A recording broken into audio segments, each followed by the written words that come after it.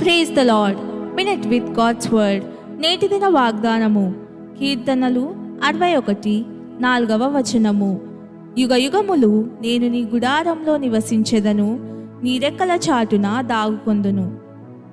నూతన ఇశ్రాయేలీయులమైన మనకు పరలోక పరిశుద్ధ స్థలము యొక్క ప్రతిరూపమైన మందిరం లేదు. అయితే దేవుడు తన కృపలో మన హృదయాన్ని ఆయన మందిరంగా రూపుదిద్దాడు. ప్రభువైన యేసు మనుష్యులు నిర్మించే ఆలయాల్లో నివసించడు గాని పరిశుద్ధ జీవితాన్ని జీవించే విశ్వాసి హృదయంలో నివసిస్తాడు. అంత గొప్ప సర్వశక్తిమంతుని మన దేహం అనే మందిరంలో మోయడం ఎంత ధన్యకరమో అని అప్పుడప్పుడు తలుచుకుంటూ ఆశ్చర్యపోతాను.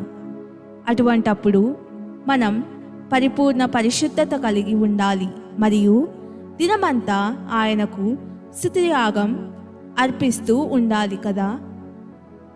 ప్రార్థన.